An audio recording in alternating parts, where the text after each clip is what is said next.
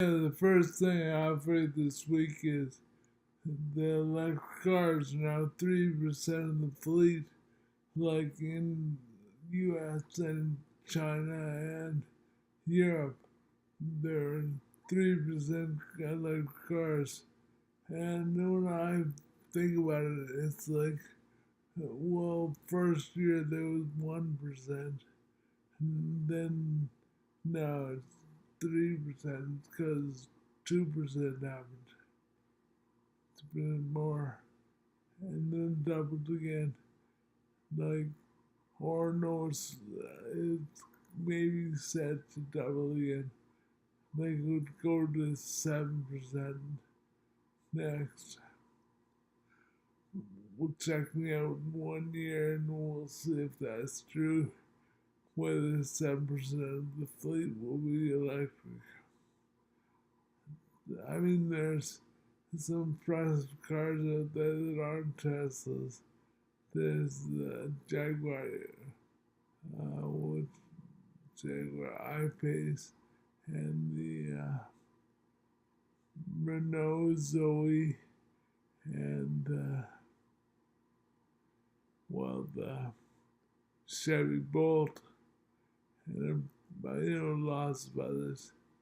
But the real game changer is probably the Neo from China. I mean, they're gonna be the first company to have battery swap technology, which is, where you head into a little garage and they change your battery within 3 minutes. So there's no half hour waiting to get charged up. It's pretty instantaneous. And with that could be huge. Yeah, I was gonna go to Zach and Jesse talking about the Neo a bit, but and Galileo Russell talking with the finance. There's lots of kind of excitement about this car. But first, I have to point out the spelling is tricky.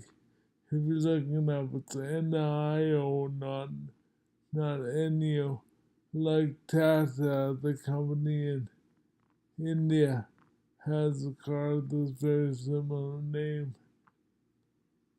But it's not that, it's the ES8, the NIO ES8. That's the one you're interested in. This new car that's come out, it could revolutionize the auto industry. Right, the Model 3. Well, yes, that's one of them, but this one's different. This is a car that was just shown at the Beijing Auto Show on Friday. This is the Neo ES8. It doesn't roll off the tongue. No. But the exciting part about the car is this. So it's an SUV, 7-seater, a lot like Sparky, 70 kilowatt hour battery. So it has a range of about 300 kilometers or 186 miles real range. They announced a slightly higher range, but I think if you do the numbers the way we normally test a car, that's what you'd get. So it's still pretty exciting range. It has what's called Pilot Assist, which is a lot like autopilot. It has one trifocal front-facing camera, 4 surround exterior cameras, 5 wave radars, 12 ultrasonic sensors, and 1 driver monitoring camera powered by Mobileye's technology and the EQ4 chip. So does that sound like... Yeah, that sounds a lot like autopilot. They've already pre-sold the first 10,000 Founders Edition cars at a cost of $68,000. Now, that's not that pricey considering what we just listed as the specs. Absolutely. Get this, you can actually buy the car cheaper now if you don't get the Founders Edition. With a government incentive, you can get the car for $57,000. And if you're willing to do what they call a battery rental, a lot like the Renault Zoe where you rent the battery, you can buy the car for $42,000 and then subscribe to get the battery for $200 a month. And a lot of people like that because they worry, one thing that people worry about is batteries. They're always talking to me about what happens if the batteries wear out. Well, if you rent your battery, you wouldn't have to worry about that because it's not your battery. Right, and it's usually not a problem anyway, at least with Teslas. Oh yeah, it's not a problem. But this is another way to kind of handle that problem. And what's cool here is that they are offering what Tesla used to talk about, which is a battery swap. Right. Now, do you think that they're going to find that they don't need to do this? Because I have a feeling that they're going to not need to do this, the battery swap thing. Well, let's say you live in a really crowded city and charging, I mean, they don't have a charging network like Tesla does. Okay. So let's say you're in a crowded city and you're worried about range, you could go to one of their battery swap places and they claim that they're going to have 1,200 spots eventually to do this. To do the battery swapping? That's what they said. Wow, that sounds, I mean, it sounds way more intensive than just hooking up some plugs, don't you think?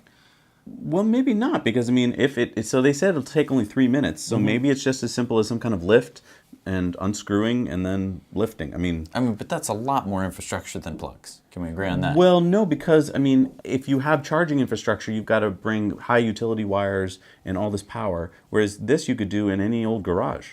But if you're swapping battery packs, you're gonna the idea is that those packs are fully charged. Yeah, but you could trickle charge those or charge them at a much slower speed.